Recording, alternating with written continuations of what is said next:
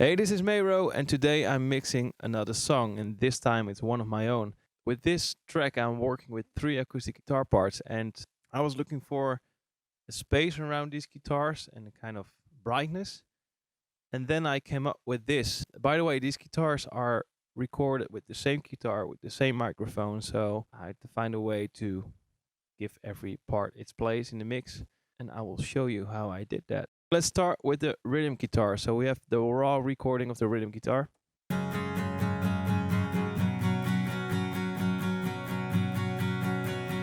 Then we have a picking guitar.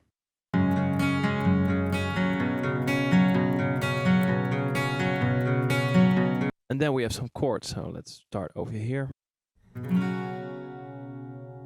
it goes to the chord. Let's start with the EQ on the rhythm guitar. I took out some low end. I don't need that. It's controlling the low and low mid, make it more focused. Then boosting a little bit of the body of the guitar around 430.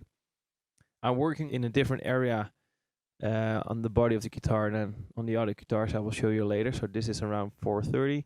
Then I'm taking out, or I'm controlling the high end and adding a little bit of the brightness in the attack. Taking out of the stringy iron sound, by the way, a little bit. So this is with the EQ.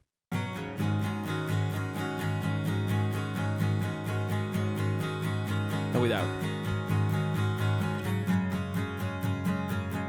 And with.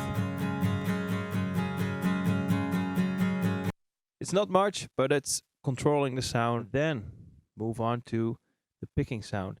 I'm working with Melodyne because I'm working with synthesizers in this track, and some of the notes were slightly off, and the synthesizers are perfect pitched.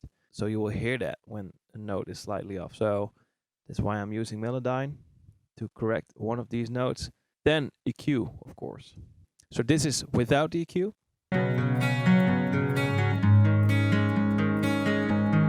And with.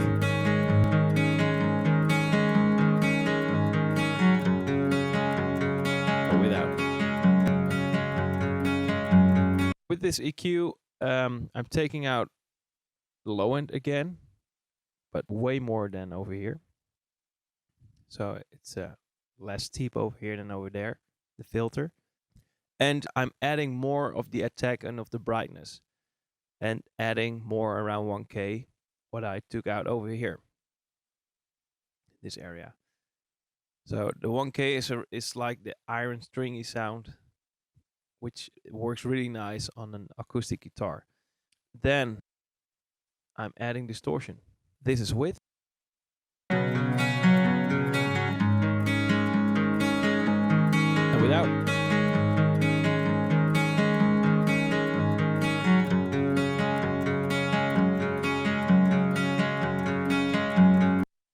It's adding some harmonics to the sound. It's doing something with the attack.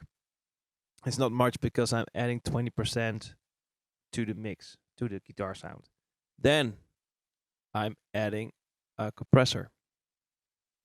The reason why I'm not sending this to bus but working with 2 separate mono tracks is because sometimes I want to EQ one track different than the other. So I'm panning this left and right, hard left, hard right. And sometimes I will give the left side a different EQ than the right side. So I want to have total control on every side. The compressor is controlling the sound. It's not doing a lot, but just adding the compressor to the channel is already doing something with the attack, with the sound. And yeah, just listen to it. This is with. And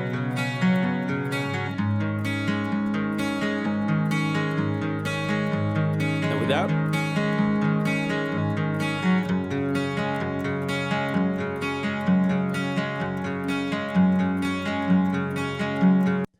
It's more focused now, but still dynamic. Then let's move on to the chords. Let's pick this part. Using Melodyne for the same reason as over here. And an EQ. Taking out of the low end, adding more of the brightness, and more of the iron stringy sound, and body around 200 hertz. So over here I'm adding the body of the guitar around 200 hertz. On this guitar, it is 238, a little bit different. And then over here, it was 430. That separates the guitar a little bit in the low mids. Let's listen to it.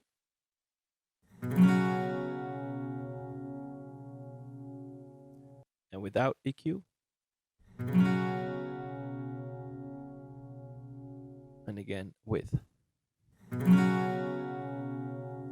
So it's more clear, more high end, which is really nice for these kind of parts. Then adding distortion.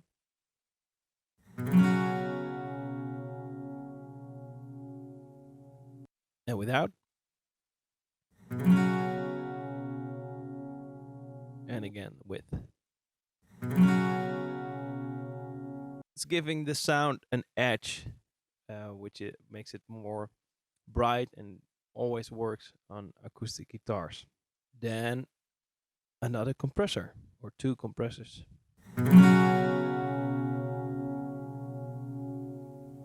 And without. Again, it's not doing a lot, gives the sound a kind of flavor. It's doing something with the attack. But this guitar part, I played it really soft. So I had to turn up the gain up, which causes more background noise. So you can hear as soon as I add distortion and the compressor, when the guitar sound fades out, you will hear like a background noise.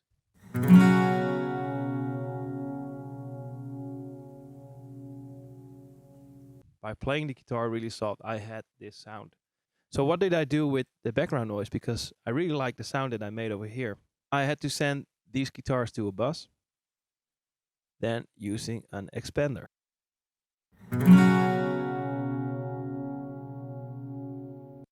And without.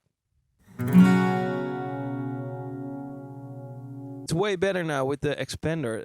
The difference between the background noise and the guitar is so big that I can turn on the guitar without hearing any background noise. Then I'm using another EQ. And without. And with. So with this area, I'm adding the body, the wood sound of the guitar. And last but not least, I'm adding a compressor. And this one I'm compressing a little bit more.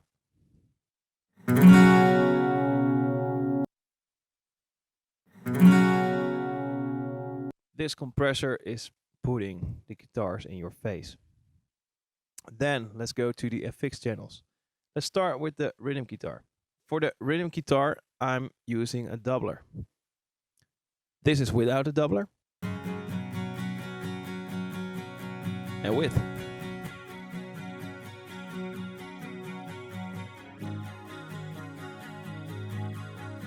I'm using the acoustic guitar wide preset of the doubler, the waves doubler.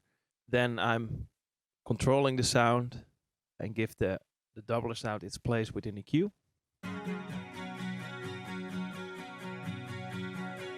And without. And with. So without the EQ, the sound is all over the place, and with the EQ, it has its place in the mix. Then again, 𝗠𝗂𝗶𝘃. Without.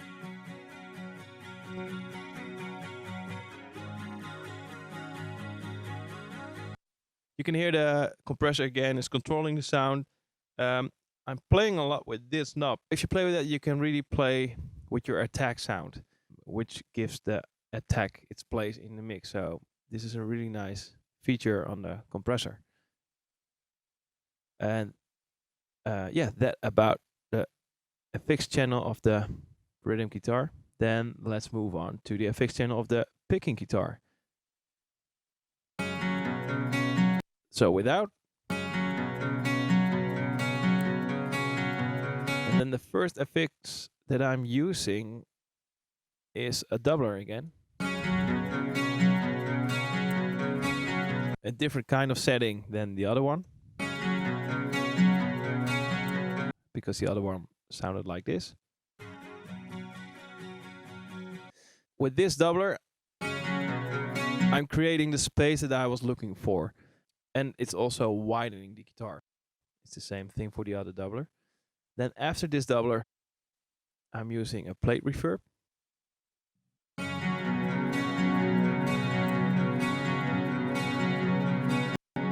It's a lot, and it's not even on 100% wet.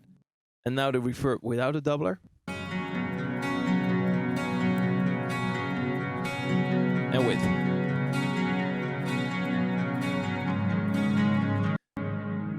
The doubler is adding a really nice, full, clear, bright, good feeling, whatever sound into the reverb. The reverb is coming to life with the doubler. So I really like this whole thing, and it's a lot of reverb, and I still have to control it. So after the reverb, I'm using an EQ.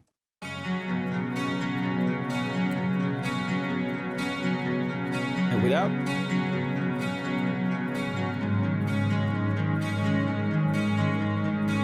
And with.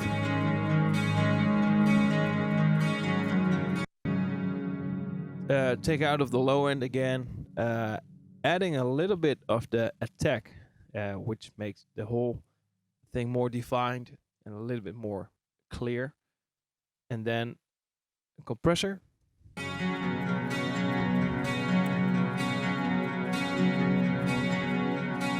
And without.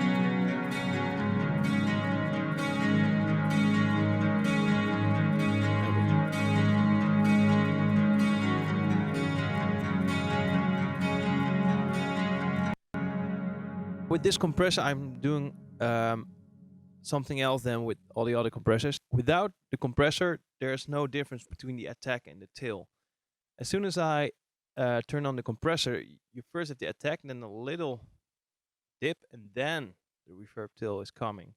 So it's working like a pre-delay, like you normally have in the reverb, but then I'm doing that with the compressor. So let's listen to it again, and then listen to the attack and then the tail of the reverb. This is without.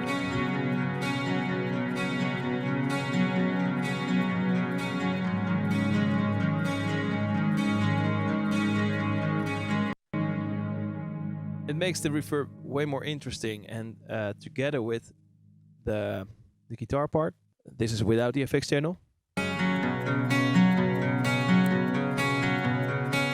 And with.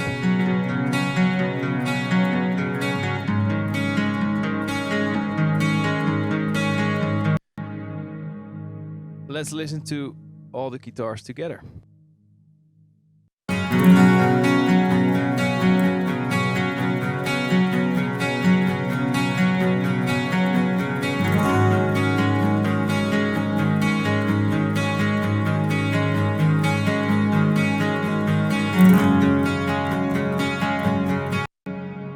And let's listen to the whole mix.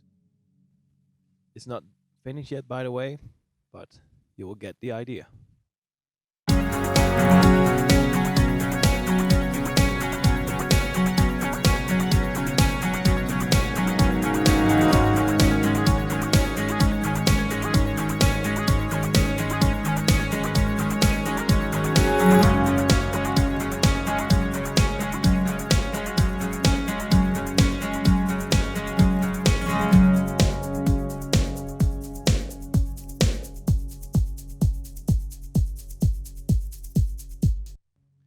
That about mixing these guitars. I hope you really like this video.